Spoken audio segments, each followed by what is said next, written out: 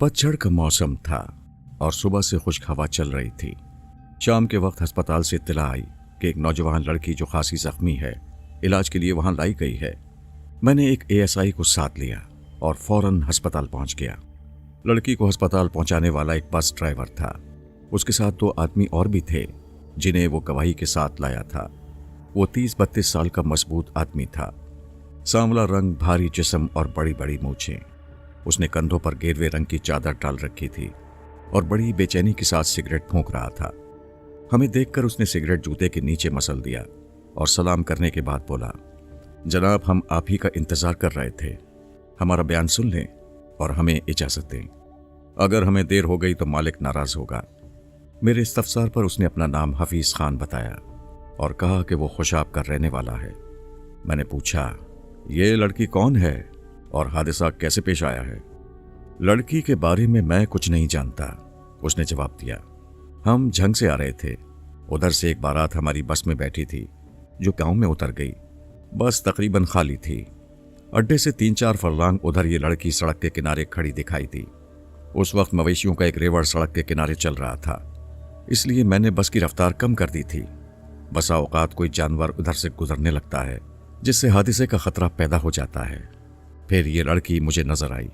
ये बहुत आगे होकर सड़क पर खड़ी हुई थी और हमारी बस की तरफ ही देख रही थी। मैं ये समझा कि ये बस में सवार होना चाहती है, इसलिए मैंने रफ्तार कम ही रखी और उसके इशारे का इंतजार करने लगा। लेकिन जैसे ही बस करीब पहुंची, लड़की दौड़कर सामने आ गई। मैंने तेजी से बस को दाईं तरफ मोड़ा।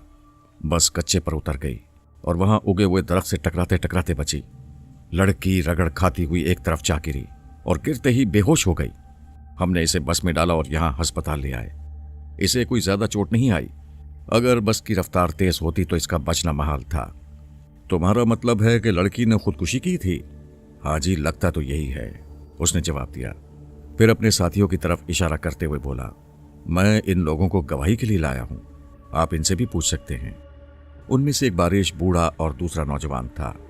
मैंने बूढ़े से पूछा, आप कहां से बस में बैठे थे? हम लोग यहीं के रहने वाले हैं, उसने जवाब दिया। हम दोनों एक फैक्ट्री में काम करते हैं और छुट्टी के बाद घर वापस आ रहे थे। हमने शोर की आवाज सुनी तो दौड़कर उधर पहुंच गए। वहां आपने क्या देखा? मैंने पूछा। देखा क्या था जी, उसने जवाब दिया। हम तो घबरा ही गए थे। सड़क पर ये बीबी बेसुध पड़ी थी। मैं समझा मर गई है।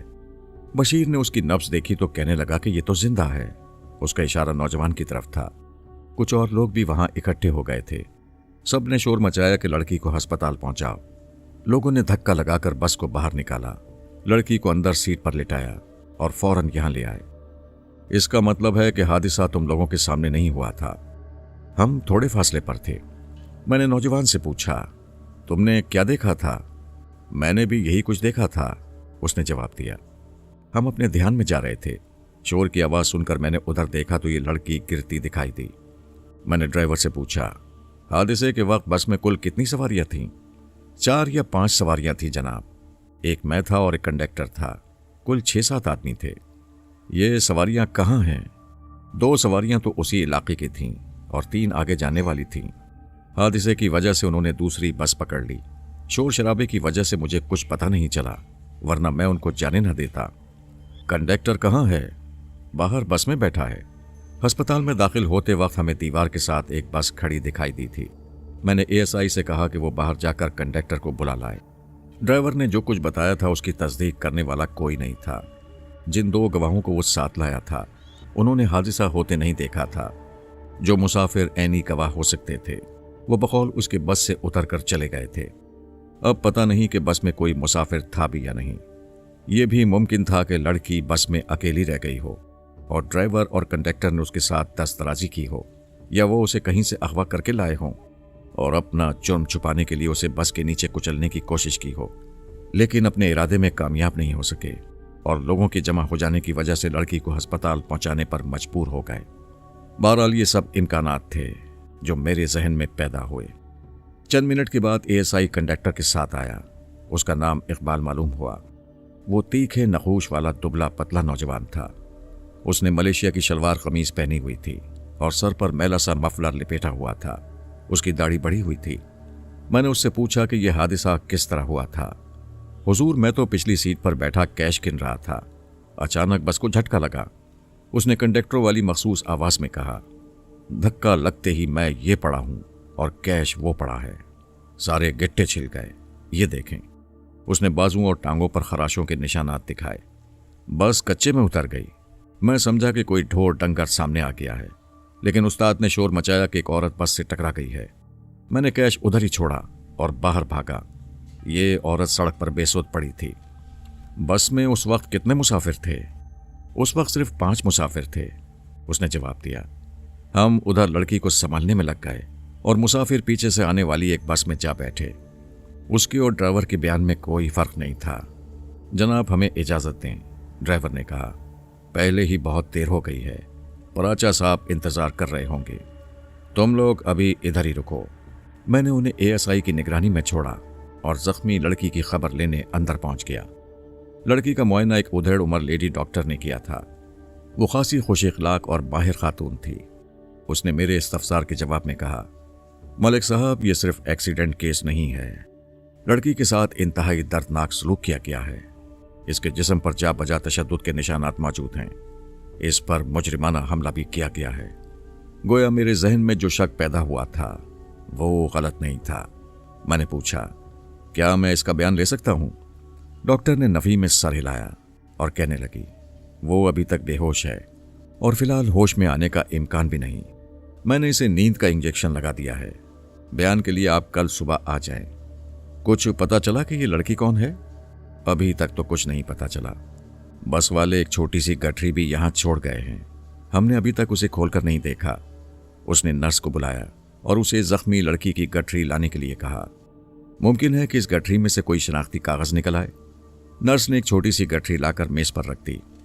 डॉक्टर ने मेरी दरखास्त पर उसे खोला और उसकी एक एक चीज चेक करने लगी।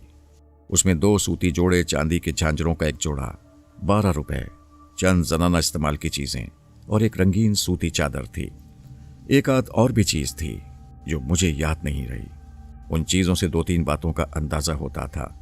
मसलन ये कि वो लड़की गालिबन सफर की नियत से घर से निकली थी, गरीब घराने की फर्द थी और किसी दूसरे इलाके से आई थी या लाई गई थी।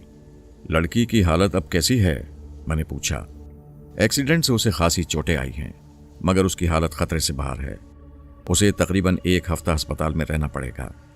ठीक है, मैं कल सुबह बयान लेने के लिए आ जाऊंगा। बरामदे में ड्राइवर और कंडक्टर एएसआई से उलझ रहे थे। उन्हें वापस जाने की बहुत जल्दी थी। मैंने उनका नाम पता नोट कर लिया और उन्हें जाने की इजाज़त दे दी। जाते वक्त ये ताकीद भी कर दी कि वो इलाका छोड़कर ना जाएं और अगले रोज़ थाने में पहुंचकर अपना बयान नोट करवा जाएं। अगली सुबह लड़की होश में आ चुकी थी। गुज़िश्ता रात वाली डॉक्टर अस्पताल में मौजूद नहीं थी। नर्स मुझे लड़की के कमरे में ले गई। लड़की निहायत खुश शक्ल और हसीन थी। उसकी उम्र 19-20 साल के लगभग थी। वो बिस्तर पर लेटी खाली नजरों से छत को घूर रही थी। मैंने अंदाजा लगाया कि वो सख्त दहशतज़दा थी। मैं बिस्तर के करीब रखी हुई कुर्सी पर बैठ गया और नर्स को कमरे में रोक लिया ताकि लड़की को हौसला रहे। वो अपने ख्यालात में इतनी महव थी कि उसे हमारी आमद का बिल्कुल पता नहीं चला। जब मैंने उससे पूछा तो वो बुरी तरह चौंक गई और खौफजदा नजरों से मेरी तरफ देखने लगी, साथ ही सिमट कर परे हो गई। क्या नाम है तुम्हारा? मैंने दोबारा पूछा। उस वक्त मैं यूनिफॉर्म में नहीं था। नर्स ने मेरा तारुफ कराते हुए कहा, बीबी, ये थानेदार साहब हैं, रात को भी आए थे। उस वक्त तुम बेहोश थीं। तुम्हारे साथ जो कुछ हुआ है वो बेधड़क बता दो, डरो नहीं। वो कुछ ना बोली, बस खौफजदा नजरों से कभी मेरी तरफ और कभी नर्स की तरफ देखती रही। यूं मालूम होता था कि इंसानों पर से उसका एतमाद उठ चुका था। मैंने और नर्स ने बहुत कोशिश की कि वो अपने बारे में कुछ बताए, लेकिन कामयाबी नहीं हुई। हमारे सवालात के जवाब में कभी वो मुंह छुपाती, कभी नफी में सर हिलाती, कभी हाथ जोड़ती और कभी उसकी आंखों से आंसू छलक पड़ते। मुझे खदशा पैदा हुआ कि शायद वो गूंगी थी। इतने में लेडी डॉक्टर भी आ गई। उसने लड़की का मुआयना किया, नर्स को कुछ हिदायत दी और मुझे कमरे से बाहर बुलाकर कहा, गुज़िश्ता रात 2 आदमी सुल्ताना को लेने आए थे। सुल्ताना? जी, उन्होंने इसका नाम सुल्ताना ही बताया है। एक आदमी का नाम चौधरी रबनवास और दूसरे का नाम रहमत अली था। रहमत अली ने खुद को सुल्ताना का शौहर जाहिर किया था।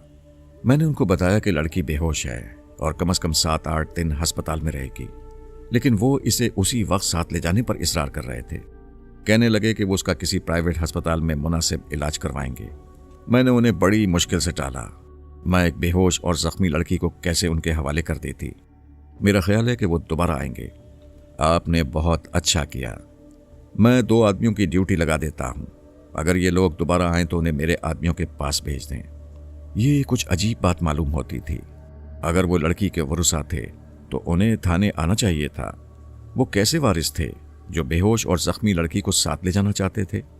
मैंने 2 आदमियों की अस्पताल में ड्यूटी लगा दी और ताकीद कर दी कि अगर कोई शख्स लड़की को लेने आए तो उसे थाने भेज दें। 2-2.5 घंटे बाद 2 आदमी थाने में वारिद हुए। दोनों घोड़ों पर आए थे। उनकी उम्रें 30 और 35 साल के दरमियान थी। एक ने कलफदार सफ़ेद लिबास पहन रखा था, सर पर कराकली टोपी थी और उसके तिल्लेदार जूती हर कदम पर चरचराहट पैदा करती थी। उसकी गर्दन तनी हुई थी और गले में रंगीन चादर थी। उसके साथी का लिबास अगरचे साफ था लेकिन पुराना था और उस पर शिकनें भी पड़ी हुई थीं। उसने सर पर साफा बांध रखा था। वो दूर ही से मालिक और मुलाजिम नजर आते थे। दोनों सीधे मेरे कमरे में आ गए। टोपी वाले ने सलाम करने के बाद कहा, मेरा नाम चौधरी रब नवाज है और ये मेरा दोस्त रहमत अली है। बैठिए। कैसे आना हुआ? इसकी बीवी सुल्ताना कल एक हादसे में जख्मी हो गई थी, चौधरी नवाज ने कहा। इस वक्त अस्पताल में पड़ी है। हम उसे लेने गए थे मगर वहां से पता चला कि वहां आपने पैरे शहरे लगा दिए हैं। मामला क्या है? मैंने रहमत अली को घूरा। सुल्ताना तुम्हारी बीवी है? हाँ जी, मेरी बीवी है, रहमत अली ने जवाब दिया। हम लोग सैयदपुर से आए हैं, चौधरी ने कहा। आपने चौधरी हक नवाज का नाम जरूर सुना होगा। मैं उनका बेटा हूं। मैं चौधरी हक नवाज को अच्छी तरह जानता था और उसके जुल्म और जबर की कहानियां भी सुन चुका था। मैंने उसकी बात को नजरअंदाज कर दिया। उस वक्त मैं ये जानना चाहता था कि सुल्ताना नामी लड़की वाकई रहमत अली की बीवी थी या कोई और बात थी। उसने खुदकुशी की कोशिश क्यों की थी और उस पर मुजरिमाना हमला किसने किया था? इन लोगों ने इस बात का कोई जिक्र नहीं किया था। रहमत अली, तुम्हारी बीवी उस इलाके में क्या कर रही थी? उधर उसके रिश्तेदार रहते हैं। चौधरी ने रहमत अली को जवाब देने का मौका ही नहीं दिया। उनसे मिलने आई होगी। क्या बात है चौधरी, तुम रहमत अली को क्यों नहीं बोलने देते? ये गूंगा तो नहीं है? मलिक साहब, मैं इसलिए साथ आया हूं, चौधरी ने कहा। इसको डर था कि बात अगर पुलिस तक पहुंच गई तो इसको कोई नहीं सुनेगा।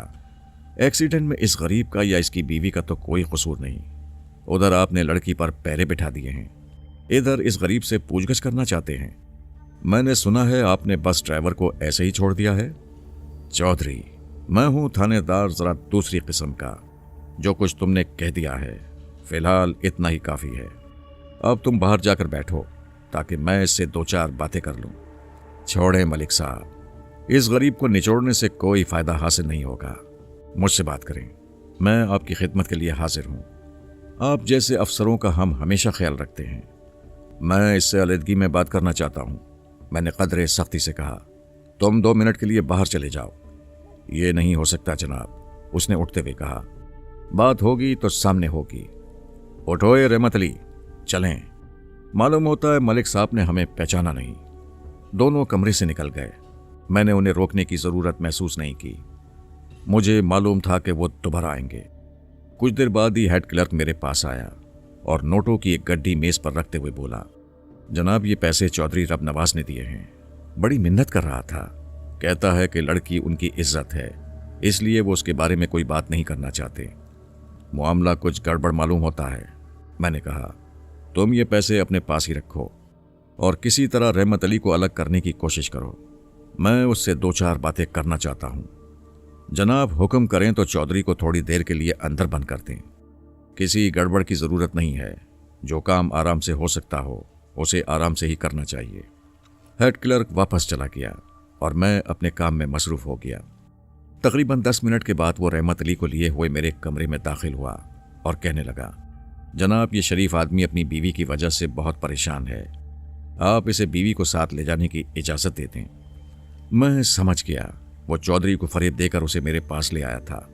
मैंने रहमत अली को बैठने के लिए कहा और हेड क्लर्क को वापस भेज दिया। हाँ तो रहमत अली, मामला क्या है? मैंने हमदर्दाना लहजे में पूछा। तुम्हारी बीवी अकेली क्यों घर से निकली थी? वो थोड़ा सा फिक्रमंद नजर आने लगा। कहने लगा, ऐसी तो कोई बात नहीं है जी। चौधरी साहब आपको बता ही चुके हैं कि सुल्ताना उधर अपने रिश्तेदारों से मिलने आई थी। भाई वो तुम्हारी बीवी है, तुम जब चाहो उसे साथ ले जाओ। ये बातें तो मैं एक्सीडेंट की रिपोर्ट मुकम्मल करने के लिए पूछ रहा हूँ। वो घर से कितने बजे निकली थी? उसने सर खुजाते हुए कहा, वक्त तो मुझे याद नहीं रहा, मेरा ख्याल है दोपहर के वक्त रवाना हुई थी। गो वो कुछ घबराया हुआ लग रहा था, लेकिन आदमी खासा मक्कार और चालबाज था। मैंने पूछा, यहाँ वो जिस रिश्तेदार से मिलने आई थी उसका नाम और पता क्या है? उसने कदरे तामुल करते हुए कहा, उसका एक दूर पार का मामू उधर रहता है, उससे कभी कभी मिलने आती है। फिदा मोहम्मद उसका नाम है, लेकिन मुझे उसका पता याद नहीं। वो दोपहर को घर से निकली थी और शाम को उसने खुदकुशी की कोशिश की थी। इस दौरान में उस पर मुजरिमाना हमला भी किया गया था। क्या उसे अगवा कर लिया गया था या कोई और बात थी? मैं सोच रहा था। मैंने रहमत अली को चक्कर देने के लिए कहा, रहमत अली, तुम्हारी बीवी का कल शाम के वक्त एक्सीडेंट हुआ था। गालिबन वो सड़क पार कर रही थी या बस को रोकना चाहती थी। बस ड्राइवर का कहना है कि उस वक्त कुछ मवेशी भी सड़क के किनारे चल रहे थे। हो सकता है कोई जानवर बिदक गया हो और बस ड्राइवर के काबू में न रही हो। फिदा मोहम्मद के घर वालों ने सुल्ताना की रवानगी के बारे में तुम्हें कुछ बताया था? कोई खास बात नहीं बताई, उसने सोचते हुए कहा। उधर से सिर्फ इतना ही पता चला है कि वो शाम के वक्त वहां से रुखसत हो गई थी, लेकिन जब वो घर नहीं पहुंची तो मुझे फिक्र हुई। फिर लोगों की ज़बानी पता चला कि एक अकेली औरत हादसे में जख्मी हुई है। हमने अस्पताल से पता किया तो वो सुल्ताना ही निकली। जनाब आप मेहरबानी करें और हमें इजाज़त दें। ओ मियाँ चले जाना, जल्दी किस बात की है? मैंने दोस्ताना लहजे में कहा। अच्छा एक बात और बताओ, सुल्ताना जब अपने मामू के घर से निकली थी तो खैरियत से तो थी ना? मेरा मतलब है कि वहां उसका किसी से झगड़ा तो नहीं हुआ था? झगड़ा क्यों होना था जी? वो झूठ बोल रहा था, यानी कोई बात छुपा रहा था। मैंने फिर पूछा, तुम्हारे साथ तो उसका मामला ठीक ठाक है ना? घर से नाराज होकर तो नहीं निकली थी? उसने मेरे इस इशारे से फौरन फायदा उठाया और कहने लगा, जी बात यह है कि सुल्ताना जरा तेज तबीयत है, बड़ी जल्दी गुस्से में आ जाती है। आपने ठीक ही अंदाजा लगाया है, वो नाराज होकर घर से निकल गई थी। इतने में चौधरी रब नवाज तेज चलता हुआ कमरे में दाखिल हुआ और रहमत अली से बोला, ओए रहमत अली, तुम यहां क्या कर रहे हो? मैंने तुम्हें मना भी किया है, एक भाई बनकर मेरी बात सुने। और रहमत अली कुर्सी से उठकर खड़ा हो गया। मैंने तो कोई बात नहीं की, मलिक साहब ने बड़ी हमदर्दी से मेरी बातें सुनी हैं, कहते हैं जब चाहो सुल्ताना को ले जाओ। चौधरी ने शकामेज नजरों से मेरी तरफ देखा और फिर बोला, तो फिर हमें इजाजत लेनी चाहिए, तुम लोगों को एक दो रोज इंतजार करना पड़ेगा। मैंने कहा, पहली बात यह है कि लड़की की हालत सफर के काबिल नहीं है, दूसरी ये कि जब तक उसका बयान नहीं हो जाता हम उसे जाने की इजाजत नहीं दे सकते। ओए मलिक साहब, इतने भी अल्लाह लोग नहीं हैं। चौधरी ने उसका बाजू पकड़कर खींचा। आओ चले। दोनों कमरे से निकल गए। चौधरी ने आओ चले खासे मायने खेज अंदाज में कहा था। मुझे ख्याल भी आया कि शायद उसने सुल्ताना को अस्पताल से निकालने की कोई तदबीर सोच ली थी, लेकिन यह ख्याल जितनी तेजी से जहन में आया था उतनी तेजी से निकल गया। दोपहर के बाद मुझे इत्तला मिली कि सुल्ताना रूपोश हो गई है। पहला ख्याल मेरे जहन में यही आया कि चौधरी ने उसे अगवा करवा लिया होगा। मैं फौरन अस्पताल पहुंचा। वहां पर सूरत हाल मुख्तलिफ नजर आई। चौधरी रबनवाज लेडी डॉक्टर से उलझ रहा था। मुझे देखा तो उसने कहा, अच्छा हुआ आप आ गए हैं, मैं इन लोगों के खिलाफ रिपोर्ट दर्ज कराना चाहता हूं। इन्होंने जानबूझकर सुल्ताना को गायब कर दिया है। ये जेल खाना नहीं, अस्पताल है। डॉक्टर ने गुस्से से कहा, अगर कोई मरीज इलाज नहीं करवाना चाहता तो हम उसे जबरदस्ती नहीं रोक सकते। आप अस्पताल में शोर नहीं मचाएं, निकलें यहां से। लड़की कैसे गायब हो गई? मैं अपने सिपाहियों की तरफ मुड़ा जो हवन्नकों की तरह एक तरफ खड़े थे। तुम लोग कहां थे? जनाब हम 1 मिनट के लिए भी इधर उधर नहीं हुए, एक सिपाही ने जवाब दिया। थोड़ी देर पहले लड़की नर्स के साथ बाथरूम गई थी। जनाना बाथरूम्स की तरफ मर्दों को जाने की इजाजत नहीं है, इसलिए हम बाहर ही खड़े रहे। थोड़ी देर बाद नर्स ने शोर मचा दिया कि लड़की भाग गई। हम लड़की की तलाश में इधर उधर दौड़े, लेकिन कुछ पता नहीं चला। मैंने उस नर्स को बुलवाया। वो कदरे भारी थी, उसके साथी का लिबास अगरचे मैला था। डॉक्टर के मुताबिक वो 15 साल से अस्पताल में काम कर रही थी और कभी शिकायत का मौका नहीं दिया था। उसका नाम सिस्टर जुबैदा था। मेरे इस्तफसार पर उसने जवाब दिया, जनाब मैं मरीज़ा को लैट्रीन में छोड़कर 5 मिनट के लिए एक मरीज़ के कमरे में गई। वापस आई तो वो गायब हो चुकी थी। मेरा ख्याल है कि वो किसी औरत की चादर सर पर डालकर या कपड़े बदलकर उनकी आंखों में धूल झोंक गई थी। उसका इशारा सिपाहियों की तरफ था। मैंने लेडीज़ बाथरूम का जायज़ा लिया तो उसका अंदाज़ा कुछ ठीक ही मालूम हुआ, क्योंकि बाहर निकलने का एक ही रास्ता था। अलबत्ता दरमियान में एक तकरीबन 7 फुट ऊंची दीवार थी जो मर्दाना और जनाने हिस्से को अलग करती थी, लेकिन एक मजरू औरत उस दीवार को किसी मदद के बगैर नहीं फांद सकती थी। मैंने सिपाहियों को इम्कानी जगहों की तरफ दौड़ा दिया और चौधरी से पूछा, ये लड़की क्यों फरार हुई है? मेरा तो ख्याल है कि इसे अस्पताल वालों ने गायब किया है, उसने जवाब दिया। उस वक्त हम भी यहीं मौजूद थे। सुल्ताना नर्स के साथ बाथरूम में गई और फिर गायब हो गई। आप इन लोगों के खिलाफ रिपोर्ट दर्ज करें। क्यों? मैंने कदर सख्ती से पूछा। इनको सुल्ताना से क्या दिलचस्पी हो सकती है? वो उनके सामने रोई गाई होगी, उसने बेख्याली में कहा, और इन्होंने हमदर्दी में आकर। खैर छोड़ें इस बात को। उसे फौरन ही अपनी गलती का एहसास हो गया। आप इनके खिलाफ अगवा की रिपोर्ट दर्ज करें। उसका ये कहना कि सुल्ताना रोई गाई होगी इस बात की तरफ इशारा करता था कि लड़की मजलूम थी, उस पर जुल्म हुआ था और वो इन लोगों से छुपती फिर रही थी। दूसरा इशारा उसकी बातों से ये मिलता था कि वो शौहर से ज्यादा लड़की में दिलचस्पी रखता था। ये रोने गाने का क्या चक्कर है? मैंने रहमत अली से पूछा। क्या तुम अपनी बीवी को खुश नहीं रखते? मलिक साहब ये बेचारा क्या करे, चौधरी ने जवाब दिया। लड़की बहुत तेज है, इसके काबू में नहीं आती। वो शख्स रहमत अली को बोलने का मौका ही नहीं देता था। इसका मतलब है कि लड़की इसके साथ नहीं रहना चाहती, मैंने कहा, और इससे ये नतीजा भी निकलता है कि वो तुम लोगों के डर से भागी है। उसे किसी ने अगवा नहीं किया। वो अगवा की रिपोर्ट पर इसरार करता रहा। मैंने उससे कहा कि थाने आकर बात करे। शाम के वक्त एक उधेड़ उम्र शख्स थाने में आया। उसने अपना नाम अजमत अली बताया और कहा कि उसकी बीवी मुझसे बात करना चाहती है। क्या तुम अपनी बीवी को साथ लाए हो? नहीं जी, उसने आपको घर पर बुलाया है। आप ड्यूटी के बाद आएं और सादा लिबास में आएं। मामला क्या है? मामला तो वही बताएगी। उसने मुझे परेशान कर रखा है। हो सकता है कि मेरे ही खिलाफ रिपोर्ट लिखवाना चाहती हो। फिर तो आप बहुत ही सीधे आदमी हैं। आपको चाहिए था कि थाने का एक चक्कर लगाकर वापस चले जाते और उससे कह देते कि आपने थानेदार को पैगाम पहुंचा दिया है। ये एक दिन की बात नहीं है जी, जिंदगी भर का रोना है। आप शाम को जरूर तशरीफ ले आएं, वरना वो मुझे चैन से नहीं बैठने देगी।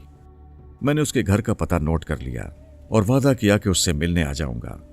जो पता उसने नोट करवाया था वो सरकारी क्वार्टरों का था। अस्पताल का बेशतर अमला भी उन्हीं क्वार्टरों में रहता था। ड्यूटी से फारिग होकर मैं घर गया, वहां कुछ देर आराम किया और मगरिब के बाद अजमत अली के घर पहुंच गया। वो मेरा ही इंतजार कर रहा था। उसने मुझे सादा सी बैठक में बिठाया और रस्मी बातचीत के बाद अपनी बीवी को मेरे बारे में बताने के लिए अंदर चला गया। चंद लम्हों के बाद एक भारी जिस्म की औरत कमरे में दाखिल हुई। उसने सलाम किया और सोफे पर बैठ गई। उसकी शक्ल कुछ मानूस सी महसूस होती थी। मैंने चंद रोज पहले उसे कहीं देखा था। मालूम होता है कि आपने मुझे पहचाना नहीं। मैं सिस्टर जुबैदा हूं। ओह, मैं यही सोच रहा था कि मैंने आपको कहाँ देखा है। मैंने कहा, यूनिफॉर्म में वो अपनी असल उम्र से बहुत छोटी लगती थी। घर के कपड़ों में असल उम्र से कुछ बड़ी लग रही थी। मेरे जहन में ये बात आई कि वो सुल्ताना के बारे में कुछ बताना चाहती थी, क्योंकि कई बार सुल्ताना उसी के साथ देखी गई थी। सुल्ताना कहाँ है? मैंने अपने अंदाजे की रोशनी में सवाल किया। मैंने उसी के बारे में बात करने के लिए आपको ज़हमत दी है, उसने धीमी आवाज में कहा और उठकर अंदर की तरफ खुलने वाला दरवाज़ा बंद कर दिया। लेकिन बात करने से पहले मैं आपसे ये वादा लेना चाहती हूँ कि आप उस दुखी लड़की को चौधरी के हवाले नहीं करेंगे और उसकी पूरी मदद करेंगे। हाँ, मैंने इसीलिए 2 सिपाहियों की ड्यूटी लगाई थी। मैंने कहा, तुमने उसे गायब किस तरह किया था? बहुत आसान तरीके से, उसने जवाब दिया। लेकिन इससे पहले मैं आपको ये बताना चाहती हूँ कि मैंने उसे गायब क्यों किया है। हादसे के दूसरे रोज एक नर्स ने मुझे बताया कि 2 आदमी सिपाहियों को रिश्वत देकर सुल्ताना को अगवा करने का मंसूबा बना रहे हैं। मैं समझ गई कि 2 आदमी चौधरी रबनवाज और रहमत अली होंगे। मुझे खुद भी उन दोनों पर शक था। मैंने सुल्ताना से इस बात का जिक्र किया तो वो बुरी तरह कांपने लगी। उसने मेरे पैर पकड़ लिए और फिर मेरी मिन्नत की कि मैं उसे उन लोगों के चुंगल से महफूज रखूं। मैंने उसे तसल्ली दी, जी मुझे डर भी है, अगर चौधरी रब नवाज को पता चल गया तो मैं भी मुसीबत में फंस जाऊंगी। बहरहाल मैं सुल्ताना को समझाकर बाथरूम में ले गई और चंद मिनट के बाद शोर मचा दिया कि लड़की भाग गई है। हालांकि सुल्ताना उस वक्त बाथरूम में ही थी। आपके सिपाहियों ने पहले बाथरूम में नजर डाली। मैंने खाली बाथरूम की तरफ इशारा करके बताया कि सुल्ताना इसके अंदर थी।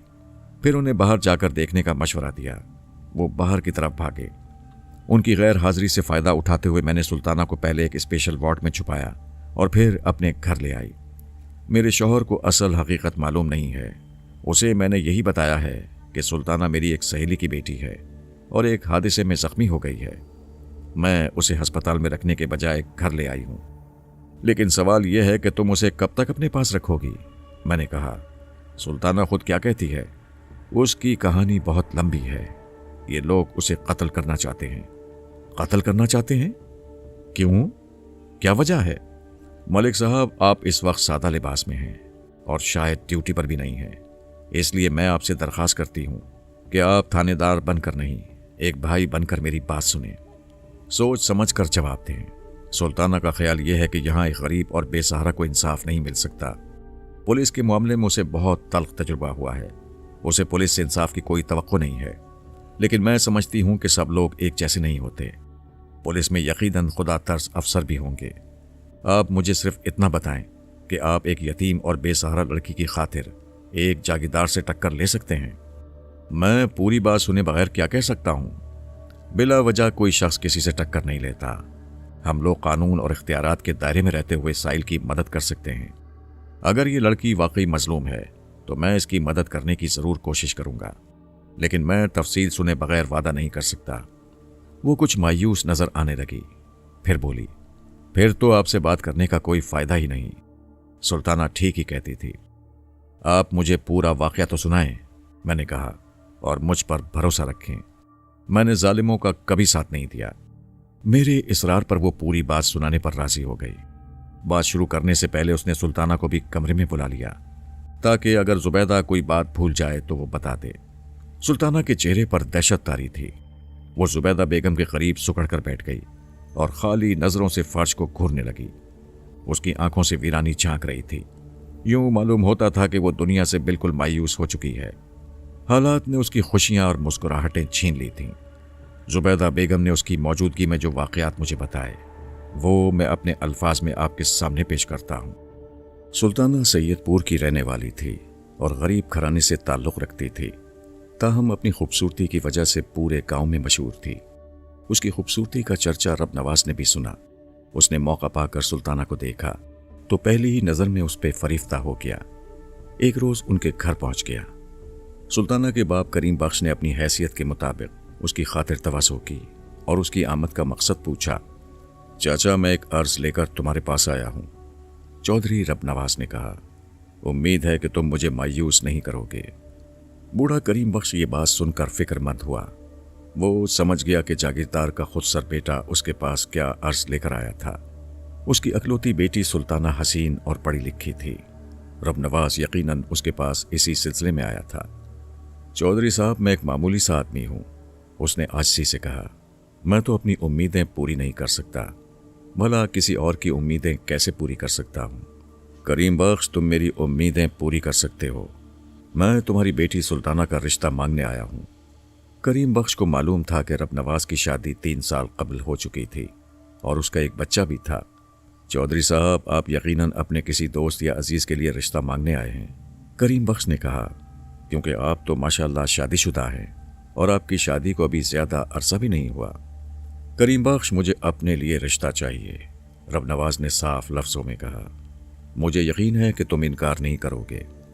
क्या बड़े चौधरी साहब इस बात की इजाज़त दे देंगे? करीम बख्श ने फरार की राह निकाली।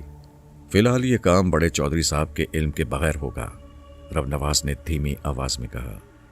मैं सुल्ताना को अलग मकान में रखूंगा और मुनासिब मौका देखकर बड़े चौधरी साहब को बता दूंगा। करीम बख्श ने एक और फरार की राह निकाली और बोला, चौधरी साहब, आपसे अच्छा रिश्ता और कौन सा होगा, लेकिन मसला यह है कि मैं ज़बान दे चुका हूँ। मेरी बीवी के भांजे से सुल्ताना का रिश्ता तय हो चुका है। अच्छा, नाम क्या है आपके होने वाले दामाद का? اس کا نام رفیق ہے، رفیق حسین۔ کریم بخش کی بیوی نے ایک دو مرتبہ یہ کہا تھا کہ اس کی بہن اپنے بیٹے رفیق حسین کے لیے سلطانہ کے رشتے کی خواہش مند ہے، لیکن کریم بخش نے انکار کر دیا تھا کیونکہ لڑکا کوئی مستقل کام نہیں کرتا تھا۔ اب اس نے رب نواز سے جان چھڑانے کے لیے رفیق حسین کا نام لے دیا تھا۔ رب نواز سمجھ گیا کہ کریم بخش اسے ٹالنے کی کوشش کر رہا تھا۔ اس نے اٹھتے ہوئے کہا، کوئی بات نہیں کریم بخش، منگنیاں ٹوٹ بھی جایا کرتی ہیں۔ ایک آخری عرض کرنا چاہتا ہوں، اگر رفیق حسین نے شادی سے انکار کر دیا تو پھر میری باری ہوگی۔ رب نواز تو رخصت ہو گیا، لیکن کریم بخش سر پکڑ کر بیٹھ گیا۔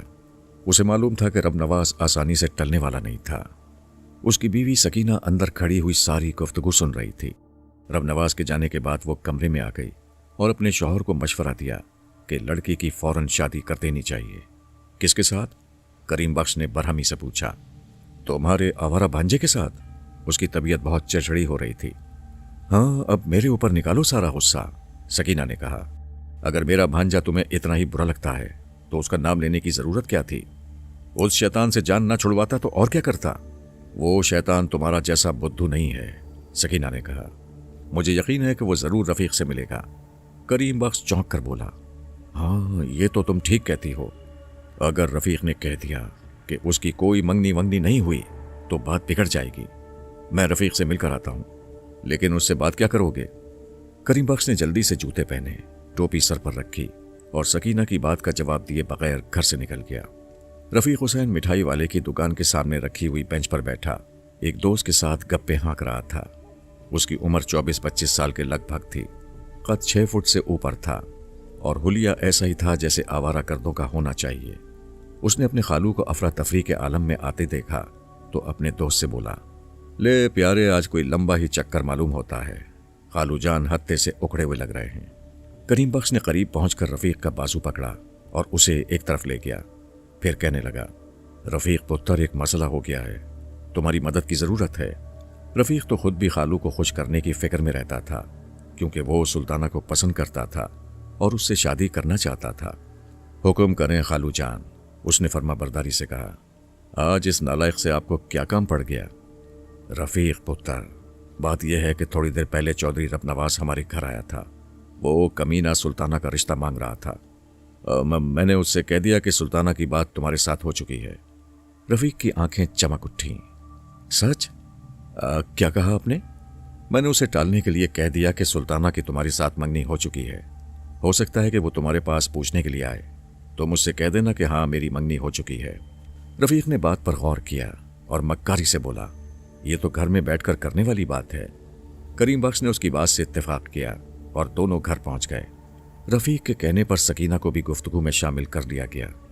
رسمی بات چیت کے بعد رفیق نے کہا، خالو آپ کی عزت کی خاطر میری جان بھی حاضر ہے، لیکن بات پکی ہونی چاہیے۔ پکی بات؟ کریم بخش نے حیرانی سے کہا، میں تمہارا مطلب نہیں سمجھا۔ میرا مطلب ہے کہ جھوٹ بولنے کی کیا ضرورت ہے؟ اگر رشتے کی بات پکی کر لی جائے تو زیادہ بہتر رہے گا۔ کریم بخش نے اپنی بیوی سے کہا، سن رہی ہو، میں کوئی غیر تو نہیں ہوں خالو۔ رفیق نے کہا، اپنے ہی سر پر ہاتھ نہیں رکھیں گے تو کون رکھے گا؟ او میاں، ایک مسئلہ تو حل ہو جائے۔ خالو اپنے جوش کو دباتے ہوئے بولا، اگر تم ہماری مدد نہیں کرنا چاہتے تو صاف انکار کر دو، ہم کچھ اور سوچ لیں گے۔ تجھے اتنی جلدی کس بات کی ہے؟ سکینہ نے بھانجے کے کندھے پر ہاتھ مارا۔ تیرے خالو اس وقت پریشان ہیں، ایک مصیبت سے جان چھوٹ جائے تو پھر تیرے معاملے پر بھی غور کر لیں گے۔ بات یہ ہے خالہ کہ جھوٹ بولتے ہوئے کچھ اچھا نہیں لگتا۔ میں تو کچھ بھی کہہ دوں گا، لیکن کل کو اگر سلطانہ کی شادی کسی اور کے ساتھ ہو گئی تو چودھری میری گردن دبوچ لے گا۔ سلطانہ کے ابا بات تو یہ ٹھیک کہتا ہے، سکینہ نے کہا۔ چودھری صاحب کو جب اس جھوٹ کا پتہ چلے گا تو وہ خوش نہیں ہوگا۔ کریم بخش نے دل میں کہا، اس لنگور سے تو پھر چودھری رب نواز ہی اچھا ہے۔ کچھ سوچ بچار کے بعد اس نے مصلحتاً ہاں کر دی۔ تاہم اس کا ارادہ یہ تھا کہ اگر چودھری رب نواز نے اسے زیادہ پریشان کرنے کی کوشش کی تو وہ گاؤں چھوڑ کر چلا جائے گا۔ چند روز کے بعد رب نواز رفیق حسین سے ملا اور کہا، رفیق حسین، سنا ہے تم کریم بخش کی بیٹی سے شادی کرنا چاہتے ہو؟ ملاقات گاؤں سے باہر ایک کنویں پر ہوئی تھی۔ رب نواز کے ساتھ 2 آدمی اور بھی تھے۔ آپ نے ٹھیک سنا ہے چودھری صاحب، رفیق نے جواب دیا۔ کریم بخش میرا سگا خالو ہے۔ تم کام کیا کرتے ہو رفیق حسین؟ فی الحال تو جی میں بیکار ہوں۔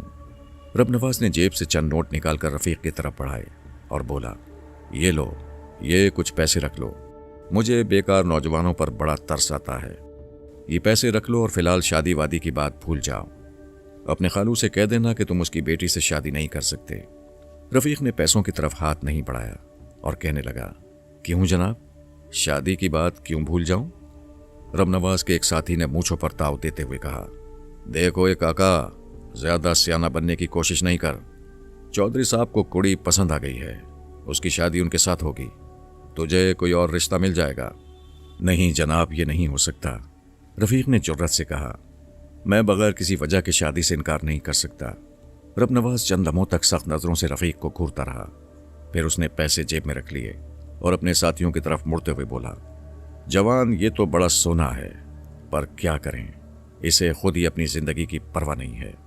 رفیق اس دھمکی کا مطلب نہیں سمجھ سکا۔ کریم بخش نے جب یہ بات سنی تو وہ فکر مند ہوا اور اس نے رفیق کو مشورہ دیا کہ وہ کچھ عرصے کے لیے گاؤں سے چلا جائے، لیکن رفیق نے اس بات کو مذاق میں ٹال دیا۔ چند روز کے بعد اس کی لاش کھیتوں میں پڑی ہوئی پائی گئی۔ اسے کلہاڑی کے پے در پہ وار کر کے ہلاک کیا گیا تھا۔ کریم بخش بخوبی جانتا تھا کہ رفیق کا قاتل کون تھا، لیکن وہ پولیس کو کچھ نہ بتا سکا۔ اسے معلوم تھا کہ وہ اپنے الزام کا کوئی ثبوت نہیں پیش کر سکے گا۔ یوں بھی اتنے بڑے جاگیردار سے ٹکر لینا کوئی آسان کام نہیں تھا۔ اسے یقین تھا کہ رب نواز اس کا پیچھا نہیں چھوڑے گا، لہٰذا اس نے بیوی کے مشورے سے گاؤں چھوڑ دینے کا فیصلہ کیا۔ لیکن ایک غریب آدمی کے لیے بنا بنایا گھر چھوڑنا اور دوسری جگہ آباد ہونا آسان کام نہیں ہوتا۔ اس بات کی اطلاع رب نواز کو بھی ہو گئی اور وہ اپنے مطالبے کے ساتھ دوبارہ اس کے گھر پہنچ گیا۔ کریم بخش، مجھے رفیق حسین کی موت کا بڑا دکھ ہوا ہے، اس نے چالاکی سے کہا۔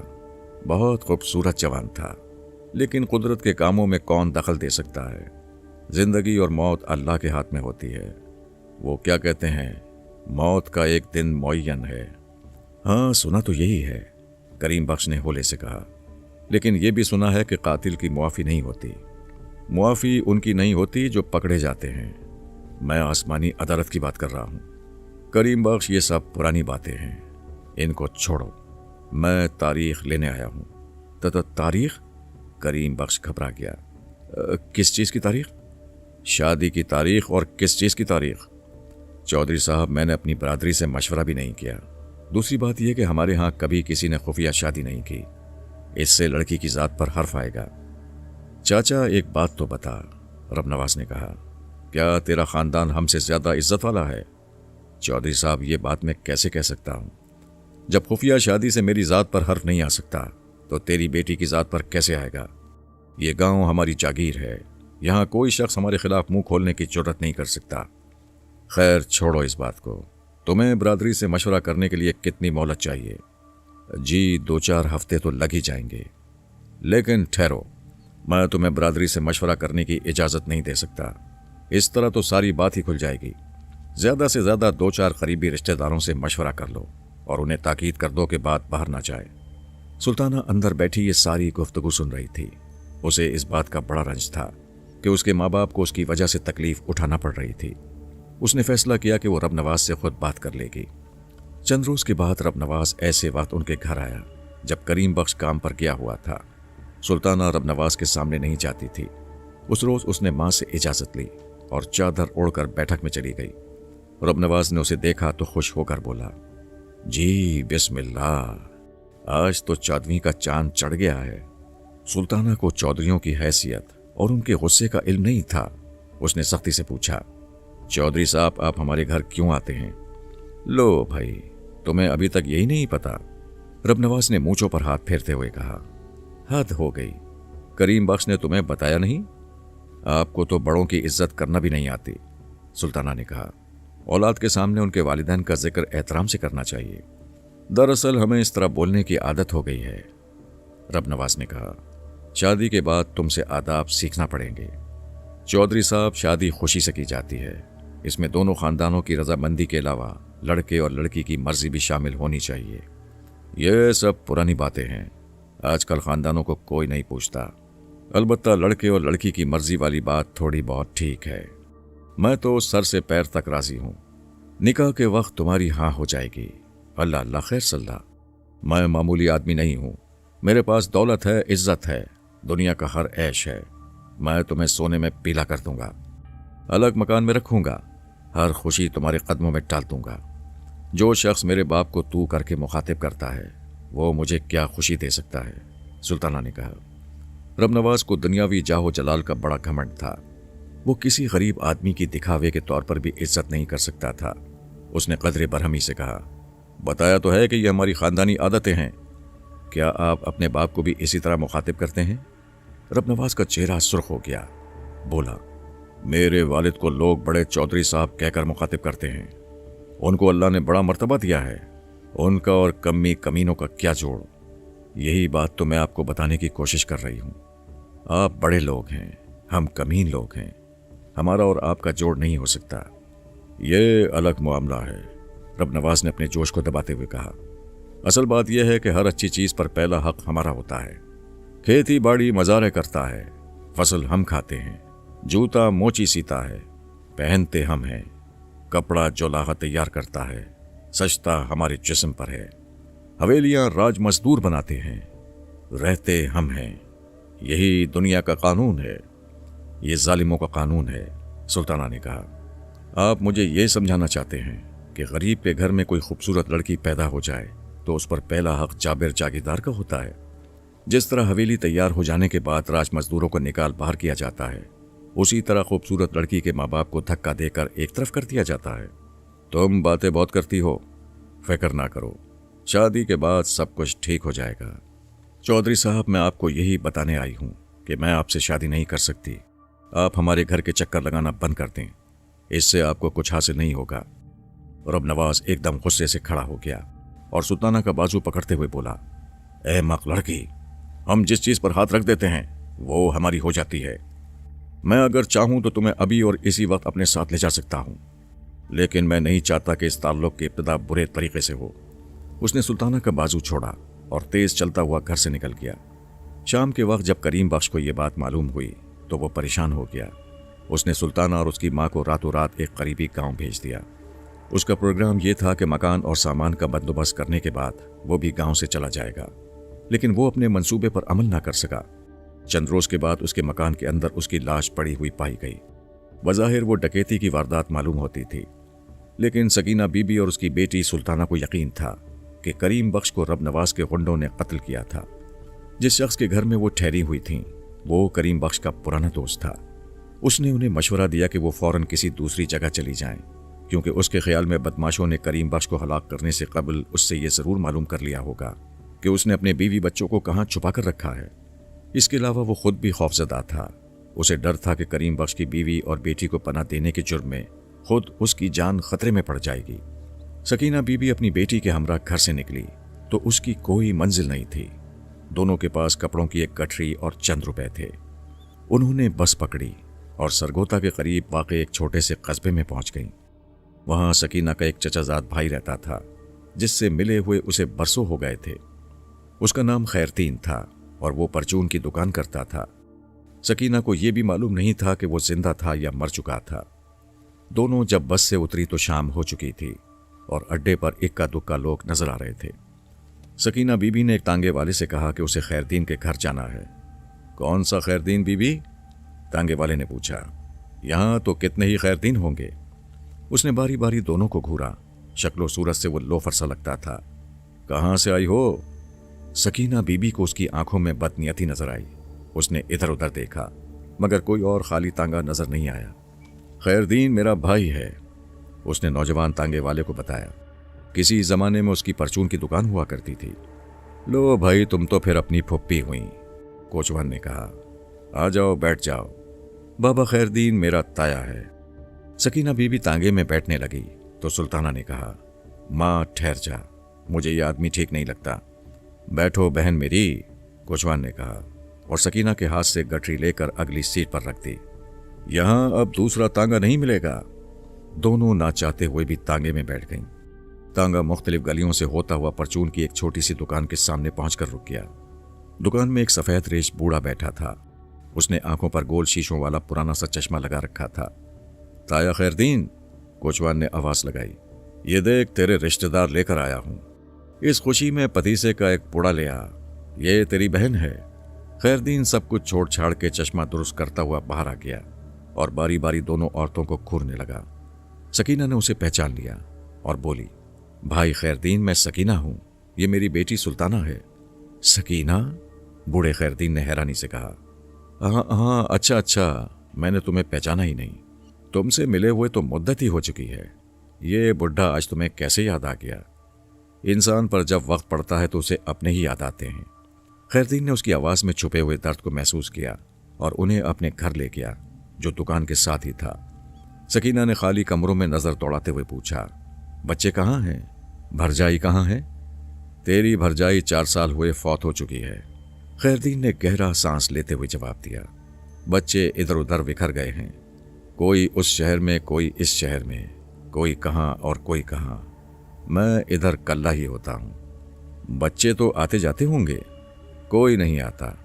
खैरदीन ने मायूसी से हाथ फैलाए। आदमी बुढ़ा हो जाए तो उसके पास कोई नहीं आता। फिर उसे सुल्ताना का ख्याल आया। उसने उसके सर पर हाथ फेरा और कहा, माशाअल्लाह, मेरी भांजी तो बड़ी सोनी है। कितने बहन भाई हैं इसके? एक ही बेटी है। सकीना ने अफसुर्दा लहजे में कहा, अल्लाह किसी गरीब की बेटी को खूबसूरती ना दे। अल्लाह खैर करे। बात क्या है? सकीना ने शुरू से लेकर आखिर तक सारा किस्सा सुना दिया। भाई खैरदीन, हमारे पास कुछ भी नहीं बचा। बात खत्म करने के बाद उसने कहा, उसकी आंखों में आंसू आ गए। घर बार खत्म हो गया। इसके बाप को जालिमों ने कत्ल कर दिया। हम आखिरी वक्त में उसकी शक्ल भी नहीं देख सके। ये चंद कपड़े और थोड़े से रुपए हमारी कुल पूंजी है। फिक्र नहीं करो, खैरदीन ने उसे तसल्ली दी। मुझ पर अल्लाह की बड़ी मेहरबानी है। दुकान से अच्छी कमाई हो जाती है। हम सबका गुजारा हो जाएगा। तुम्हारी वजह से मेरे सूने घर में भी रौनक आ जाएगी। मुझे तो चौधरी का खौफ लगा हुआ है, सकीना बीबी ने कहा। कहीं वो यहां भी ना पहुंच जाए। इस बात ने खैरदीन को भी फिक्रमंद कर दिया। उसने बज़ाहिर बेपरवाही से कहा, घबराने की कोई ज़रूरत नहीं। तुम दोनों खामोशी से यहां पड़ी रहो। घर से बाहर निकलने या ज़्यादा मिलने मिलाने की कोई ज़रूरत नहीं है। सकीना बीबी ने उसकी बात को पल्ले बांध लिया और सुल्ताना को भी ताकीद कर दी कि वो घर से बाहर न निकले। इस तरह चंद महीने खैरियत से गुजर गए। खैरदीन भी खुश था। उसे खाने पीने का आराम हो गया था। जिस तांगे वाले ने सकीना और सुल्ताना को खैरदीन के घर पहुंचाया था, उसका नाम शौकत था और वो खैरदीन का दूर का रिश्तेदार था। शाम को तांगा बंद करने के बाद वो कभी कभी खैरदीन की दुकान पर आ बैठता था। 1-2 मरतबा उसने सकीना और सुल्ताना के बारे में बात छेड़ने की कोशिश की, लेकिन खैरदीन ने उसकी ज्यादा हौसला अफजाई नहीं की। एक रोज उसके साथ एक मिस्कीन सूरत नौजवान भी आया, जिसका उसने रहमत अली के नाम से तारुफ कराया और बताया कि वो चुंगी क्लर्क था और नया नया वहां आया था। उसके बाद रहमत अली ने भी कभी कभार खैरदीन की दुकान पर हाजिरी देनी शुरू कर दी। वो बड़े अदब से खैरदीन को सलाम करता और कहता, चाचा, मैं आदमी तो बड़ा नालायक सा हूं, पर अगर मेरे लायक कोई खिदमत हो तो ज़रूर बता देना। खैरदीन को वो सीधा सादा शरीफ नौजवान लगा, इसलिए वो उससे छोटे मोटे काम करवाने लगा। उसने देखा कि रहमत अली बड़ी खुशी से उसके काम करता था। फिर वो कभी कभार सब्जी और मछली भी लाने लगा। खैरदीन ने एतराज़ किया तो उसने बताया कि मुझे ये चीज़ें मुफ्त में मिल जाती हैं। रफ्ता रफ्ता ये ताल्लुक़ बढ़ता रहा। खैरदीन रहमत अली पर एतमाद करने लगा। एक रोज़ रहमत अली सब्जी लेकर आया तो खैरदीन ने उससे कहा, सब्जी अपनी चाची को पकड़ा दे। रहमत अली ने हुक्म की तामील की। उस दिन के बाद उस पर भी उसका दरवाज़ा खुल गया। सकीना बीबी पर भी उसकी शराफत का बड़ा अच्छा असर पड़ा। उसने 2-3 बार दबे लफ्ज़ों में खैरदीन के सामने उसका जिक्र भी किया। खैरदीन उसका मतलब समझते हुए बोला, हाँ, लड़का तो शरीफ लगता है, मगर मुझे इसका आगे पीछे का मालूम नहीं है। मैं शौकत से पूछूंगा, वही इसको लेकर आया था। सकीना ने महसूस किया कि खैरदीन बात करते हुए झिझकता था। उसने फैसला किया कि किसी दिन वो खुद ही रहमत से बात करेगी। इसके चंद रोज बाद उसने रहमत अली से सौदा मंगवाया और जब वो सौदा लेकर आया तो उसे अंदर बुला लिया। भाई खैरदीन तुम्हारी बड़ी तारीफ कर रहे थे। उसने कहा, तुम्हारा घर बार कहाँ है? घर कहाँ चाची, उधर चुंगी के पास एक छोटा सा ठिकाना है। रहमत अली ने आजी से कहा, 2-3 दोस्त और भी साथ रहते हैं, बस मिलजुल कर गुजारा कर लेते हैं। हाय, फिर तो तुम्हें खाने पीने की बड़ी तंगी होगी। तंगी किस बात की जी, होटल से हर चीज मिल जाती है। हमने होटल वाले से महीना बांध रखा है। कभी कभी मुंह का जायका बदलने के लिए घर में भी पका लेते हैं। तुम हमारे घर से खाना खा लिया करो, 2 रोटियां ज्यादा पका लिया करेंगे। नहीं चाची, मेरा काम चल रहा है, खामखा आपको परेशानी होगी, और फिर रोज रोज तो आना भी मुश्किल है। सकीना बीबी ने इस बात पर जोर नहीं दिया। कुछ देर के बाद बोली, तुम्हारे माँ बाप कहाँ होते हैं? रहमत अली ने करीबी शहर का नाम लिया और बताया कि वो छुट्टी वाले दिन घर चला जाता है। कभी अपनी माँ को लेकर आओ ना, सकीना ने कहा। रहमत अली के होंठों पर फीकी सी मुस्कुराहट नमूदार हो गई, जैसे सकीना बीबी ने कोई अनहोनी बात कहती हो। फिर बोला, यहाँ तो मेरा आर्जी ठिकाना है, माँ को कहाँ लाऊंगा? हमारा घर जो है, सकीना बीबी ने कहा। रहमत अली ने टालने वाले अंदाज में कहा, कभी मौका मिला तो लाऊंगा, माँ की तबीयत ठीक नहीं रहती। सकीना बीबी ने अंदाजा लगाया कि रहमत अली उसका मकसद समझ गया और गालिबन सुल्ताना से शादी करने पर तैयार नहीं था। एक रोज शौकत तांगे वाले के पास दो अजनबी आए। उस वक्त वो बसों के अड्डे पर वाक़ एक टी स्टॉल पर बैठा चाय पी रहा था। इत्तेफाक से रहमत अली भी उसके साथ था। दोनों अजनबी नौजवान और साहिब हैसियत नजर आते थे। तुम में से तांगे वाला कौन है? उनमें से एक ने पूछा। बंदा हाजिर है जनाब, शौकत ने कहा। चाय शाय पिए? हम लोग चाय नहीं पीते, दूसरे अजनबी ने कहा। उसके लहजे में तहक्कुम पाया जाता था। क्या नाम है तुम्हारा? जी, बंदे को शौकत कहते हैं। बरखुरदार शौकत, हमें दो जनानियों की तलाश है। एक बूढ़ी औरत है और दूसरी उसकी बेटी है। बेटी की उम्र 19-20 साल के लगभग होगी। बड़ी खूबसूरत लड़की है। हो सकता है कि तुमने कभी उन दोनों को अपने तांगे में बिठाया हो। शौकत का ख्याल सकीना बीबी और उसकी बेटी की तरफ किया, ताहम उसने उनका जिक्र करना मुनासिब नहीं समझा। फिर बोला, जनाब, मैं रोजाना ही कई सवारियां उठाता हूं, उनमें जनानियां भी होती हैं और मर्द भी। पता नहीं आप किन सवारियों का पूछ रहे हैं? ये कब की बात है? ये सवारियां कब इधर आई थीं? ये 7-8 महीने पुरानी बात है, अजनबी ने कहा। मेरा मतलब है कि उन जनानियों के गुम हुए 7-8 महीने से ज्यादा अरसा हो चुका है। जो शख्स हमें उनका पता बताएगा उसको इनाम दिया जाएगा। क्या आपको यकीन है कि वो इधर ही आई थी? यही तो मालूम नहीं है। अगर ये बात मालूम होती तो हम 8 महीने के बाद इधर न आते। अब तक हम 50-60 देहातों और शहरों की खाक छान चुके हैं। हम 2 दिन यहाँ रहेंगे। हमारा क़याम नूरानी होटल में है। अगर तुम्हें ऐसी सवारियाँ याद आएं तो हमारे पास आ जाना। वैसे हम होटल के मालिक के पास अपना पता भी छोड़ जाएंगे। रहमत अली बड़े गौर से सारी बातचीत सुन रहा था। उसने पूछा, मसला क्या है? क्या ये औरतें कोई वारदात करके भागी हुई हैं? हाँ, कुछ ऐसा ही मसला है, अजनबी ने कहा। फिर उसने बड़ी तफसील से दोनों औरतों का हुलिया बताया और अपने साथी के हमरा रुखसत हो गया। शौकत उलझन का शिकार हो गया। औरतों का जो हुलिया अजनबी ने बताया था वो सकीना बीबी और उसकी बेटी सुल्ताना पर पूरा उतरता था। उसने रहमत अली से इस ज़िम्न में कोई बात नहीं की और शाम को खैरदीन के पास पहुंच गया। ताया खैरदीन, एक बड़ी परेशानी की खबर है, उसने कहा। हमारी बस्ती में 2 अजनबी आए हुए हैं और उन्हें 2 औरतों की तलाश है। 2 औरतों की तलाश है? खैरदीन ने फिक्रमंदी से कहा। कौन सी 2 औरतें? उन्होंने औरतों का जो हुलिया बताया है वो फूफी सकीना और उसकी बेटी पर पूरा उतरता है। खैरदीन ने घबरा कर कहा, तुमने उनको कुछ बताया तो नहीं?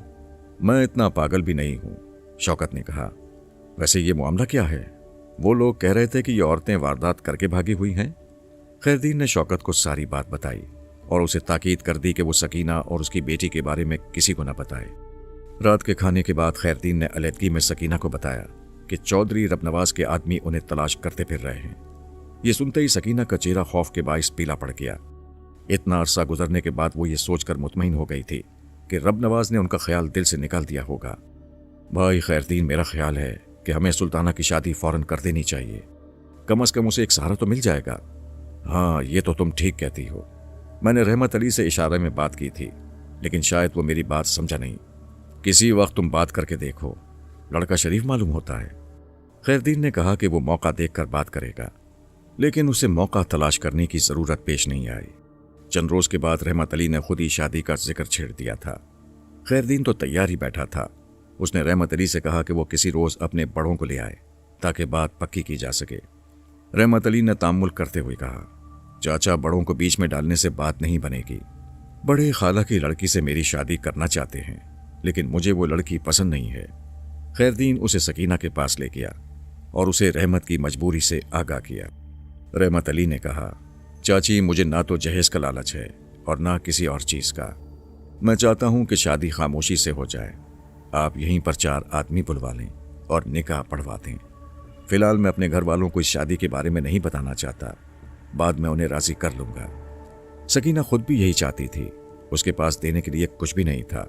दूसरे उसे डर था कि कहीं चौधरी साहब को इस बात का इल्म ना हो जाए। ये शराइत खैरदीन को भी मंजूर थीं और उसके पैसे भी बचते थे, सो उन्होंने सादगी और खामोशी से सुल्ताना की शादी कर दी। शादी के चंद हफ्तों के बाद रहमत अली ने सुल्ताना से कहा कि सफ़र के लिए तैयार हो जाए, वो उसे अपने रिश्तेदारों से मिलवाना चाहता है। सुल्ताना को उसकी नीयत का कुछ इल्म नहीं था। वो तैयार हो गई। सकीना बीबी ने दोनों को दुआओं के साथ रुखसत किया। उसने अलहदगी में सुल्ताना को ताकीद कर दी थी कि वो मौका देखकर रहमत अली को चौधरी रब नवाज के बारे में सब कुछ बता दे, ताकि वो भी मोहतात रहे।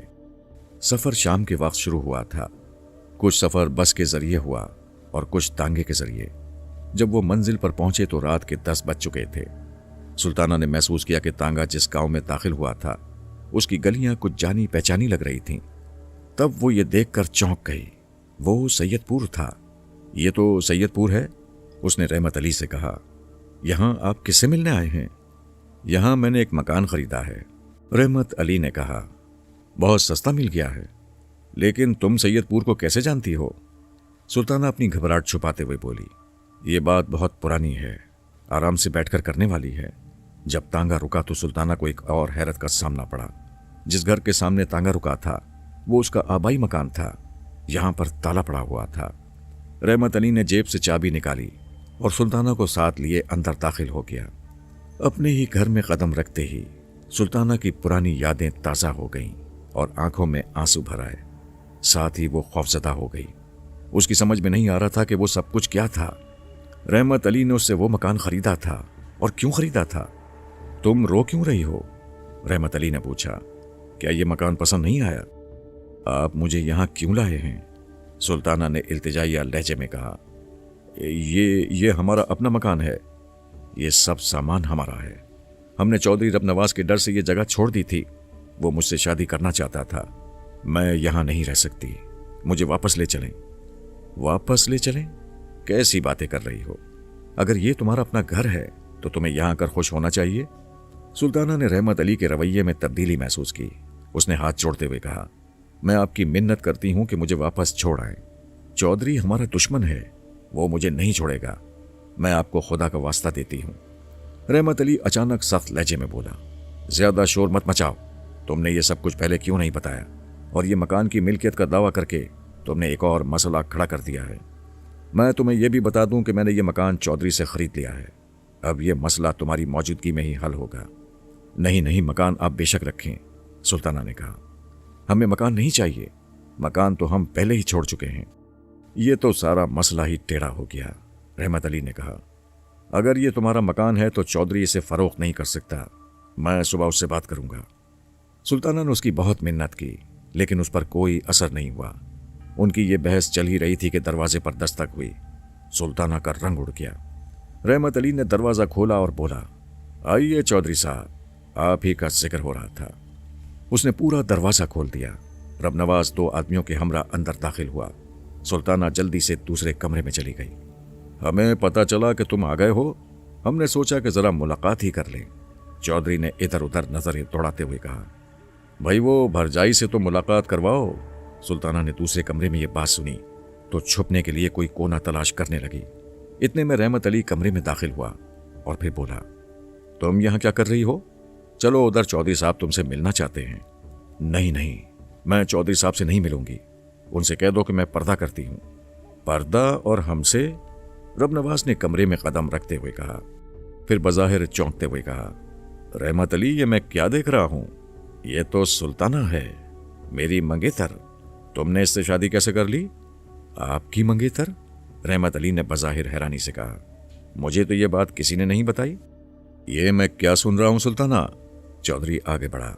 तुम्हें याद होगा कि तुम्हारे मरूम बाप ने मुझे जबान दी थी, कहते हैं मरने वालों की ख्वाहिश का एहतराम करना चाहिए। सुल्ताना पीछे हटते हुए बोली, मुझे इस बात का कोई इल्म नहीं है। ये शादी बड़ों की मर्जी से हुई है। तेरी माँ कहाँ है? वो सकीना बीबी, उसे तो ये बात जरूर याद होगी। सुल्ताना ने मदद तलब नजरों से अपने शौहर की तरफ देखा, लेकिन वो कुछ नहीं बोला। उसके चेहरे पर कोई फिक्र या घबराहट नहीं थी। रहमत अली, तुमने ये अच्छा नहीं किया, रब नवाज ने गूंजदार आवाज में कहा। शेर के मुंह से निवाला छीनने वाले जिंदा नहीं बचा करते। गलती हो गई चौधरी साहब। रहमत अली ने हाथ जोड़े। सुल्ताना को उसके चेहरे पर कोई खौफ नजर नहीं आया। आप हुक्म करें तो मैं इसको तलाक दे देता हूं। ये सुनकर सुल्ताना शशदर रह गई। कोई मर्द इतनी जल्दी अपनी बीवी को तलाक देने पर तैयार नहीं हो सकता था। शायद वो सब कुछ एक ड्रामा था। रहमत अली ने उसके साथ धोखा किया था। आप ये क्या कह रहे हैं? उसने परेशानी से कहा। मैं आपकी बीवी हूं और आपकी इज्जत हूं, और इज्जत की खातिर तो लोग जान भी कुर्बान कर दिया करते हैं। कोई शख्स जानते बूझते आग में छलांग नहीं लगाता।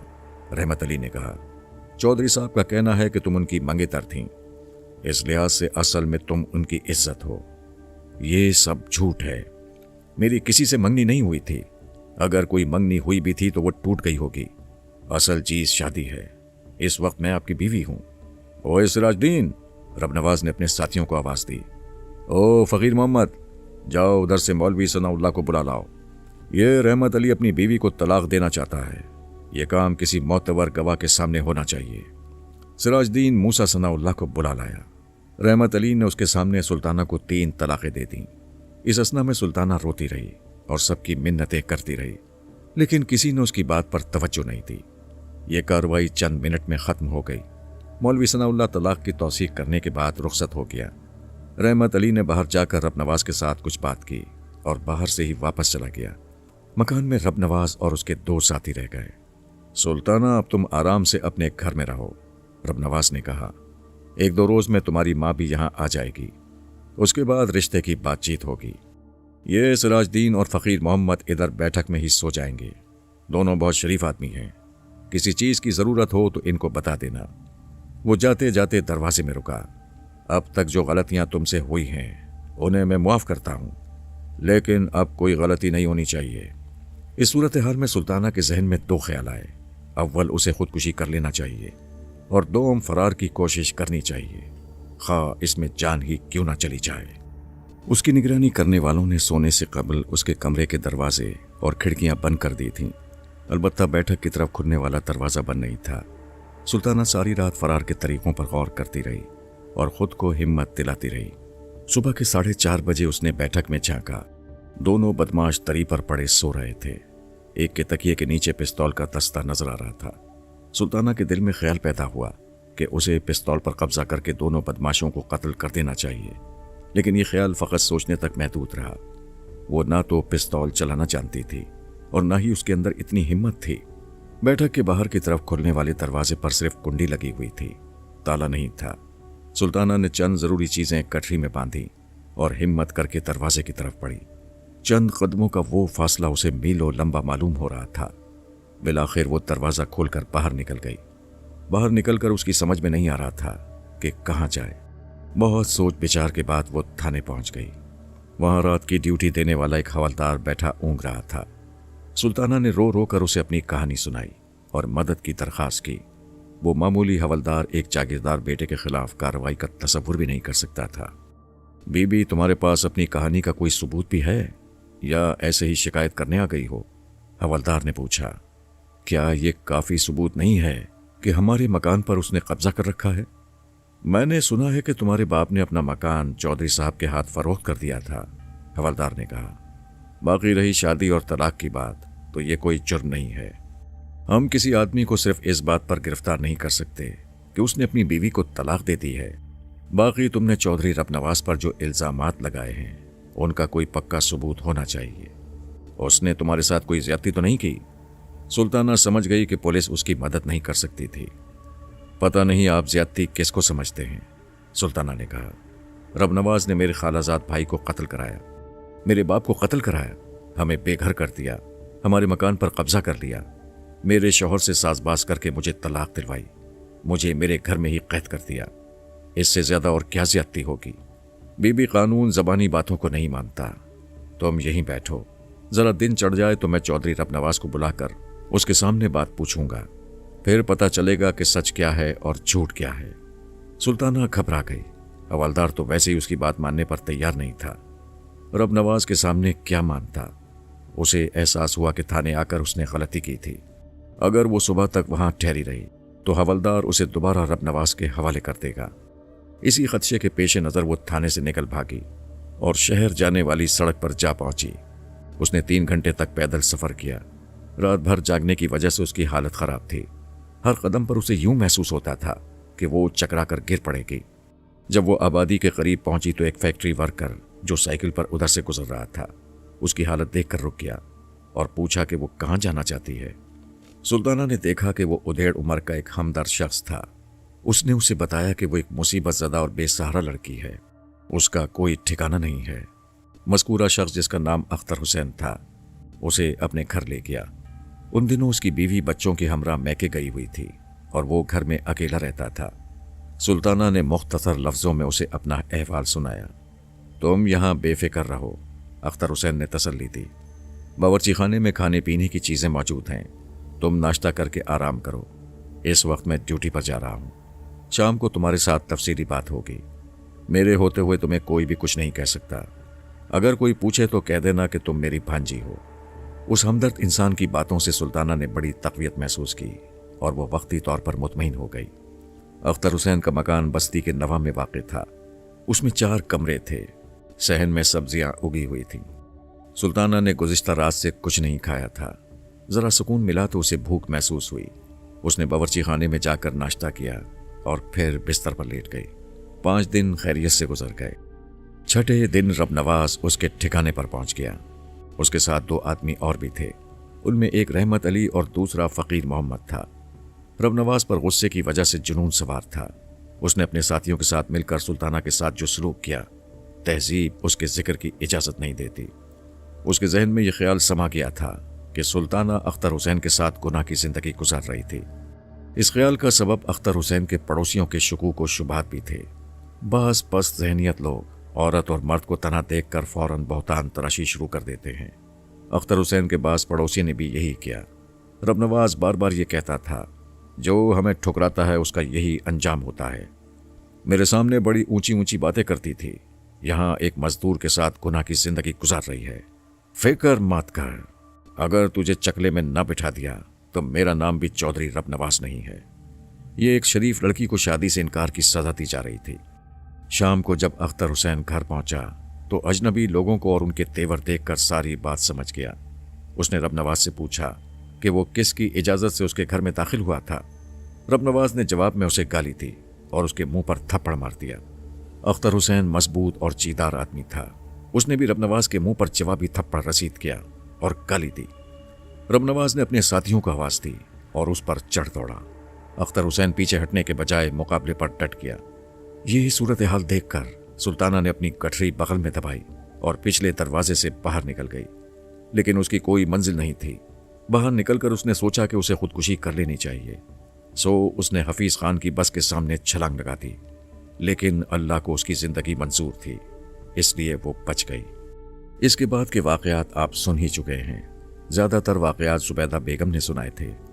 سلطانہ سارا وقت سر جھکائے بیٹھی رہی تھی۔ اس نے کہیں کہیں زبیدہ بیگم کی مدد کی تھی۔ سلطانہ بی بی، میں نے سارے واقعات سن لیے ہیں اور ساری بات سمجھ گیا ہوں۔ میں نے اسے تسلی دی، فکر نہیں کرو، تمہارے ساتھ ناانصافی نہیں ہوگی۔ مجھے اختر حسین اور اپنی ماں کا پتہ دے دو، میں تمہاری ماں کو یہاں لانے کے لیے اسی وقت اپنا آدمی بھیج دیتا ہوں۔ اس کے علاوہ مجھے رحمت علی کا پتہ بھی چاہیے۔ اسے سارے پتے زبانی یاد نہیں تھے۔ میں نے مطلوبہ جگہوں کا محل و وقوع سمجھ لیا اور تھانے پہنچ کر فی الفور چاروں طرف آدمی دوڑا دیے۔ 2 سادہ لباس آدمی سید پور کے مولوی ثناء اللہ کے پاس بھیج دیے۔ رب نواز کے پاس کوئی آدمی نہیں بھیجا۔ جن آدمیوں کو میں نے اختر حسین کے گھر بھیجا تھا ان میں ایک آدمی نصف گھنٹے کے بعد ہانپتا ہوا تھانے پہنچا اور بتایا کہ اختر حسین کے گھر سے اس کی لاش ملی ہے، جو ایک بوری میں بند کونے میں پڑی تھی اور 2 دن پرانی معلوم ہوتی ہے۔ میں نے ایک ASI کو ساری بات سمجھا کر ضابطے کی کارروائی کے لیے روانہ کر دیا۔ یہ بات بڑی واضح تھی کہ اختر حسین رب نواز اور اس کے ساتھیوں کے ہاتھوں قتل ہوا تھا۔ اگلے روز 10-11 بجے تک باقی آدمی بھی واپس آ گئے۔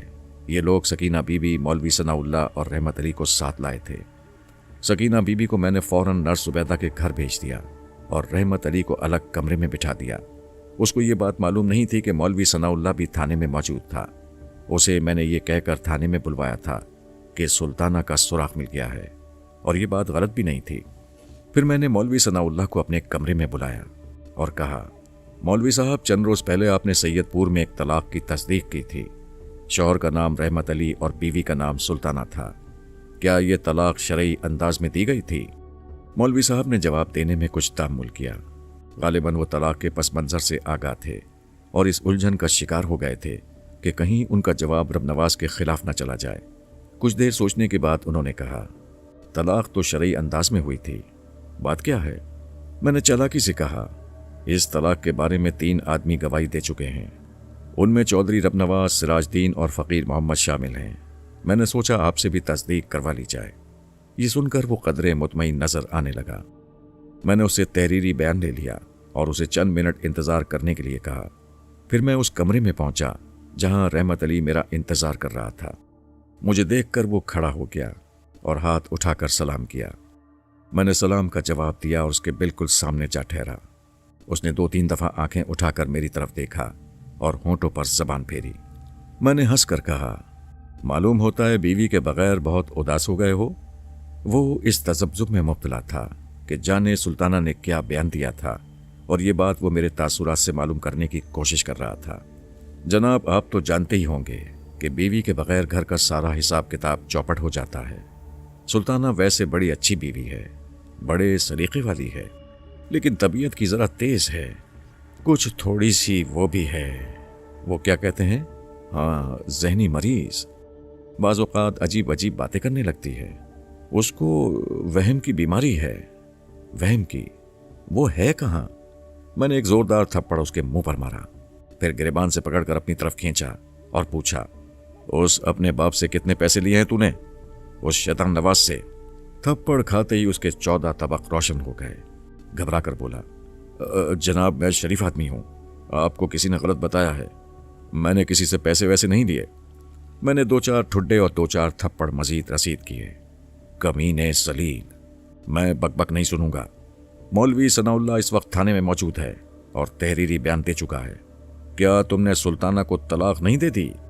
उसने जवाब देने में तामुल किया तो मैंने उसकी पसलियों में घूंसा मारा। मुझे फौरन जवाब चाहिए। मुझे चौधरी रब नवाज ने मजबूर कर दिया था। तुम उस कुत्ते के पास क्या लेने गए थे? मैंने उसे एक और थप्पड़ मारा। सैयदपुर में तुम्हारा कौन है? उसके होंठ फट गए और उनसे खून बहने लगा। कोई नहीं है जनाब, सैयदपुर में मेरा कोई नहीं है। पानी एक गिलास मंगवा दें और मुझ पर रहम करें। मैं आपको सब कुछ सच सच बता दूंगा। मैं बहुत कमज़ोर आदमी हूँ, इतनी मार बर्दाश्त नहीं कर सकता। मर जाऊंगा, सचमुच मर जाऊंगा।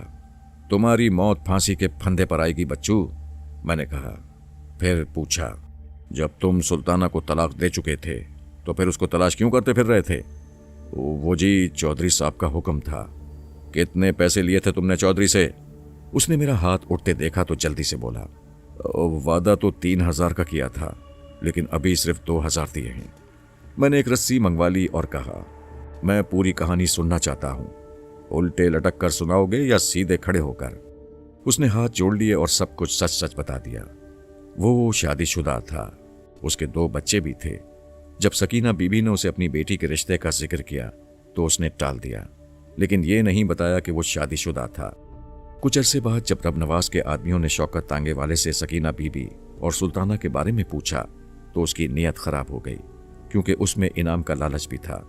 सुल्ताना खूबसूरत थी, यतीम थी और बेसहारा थी। रहमत अली ने सोचा कि वो सुल्ताना से शादी करके कुछ अरसा उसे अपने पास रखेगा, उसके बाद रकम लेकर रब नवाज के हवाले कर देगा।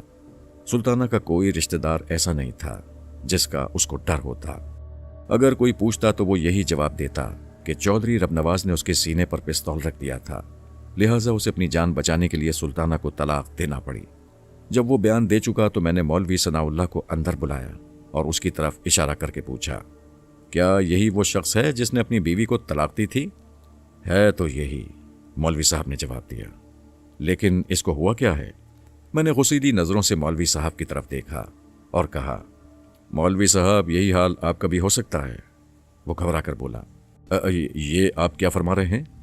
आप अल्लाह वाले होने के दावेदार हैं। अगर सुल्ताना की जगह आपकी बेटी होती तो क्या आप इतनी खामोशी से उसकी तलाक का फैसला सुनकर चले जाते?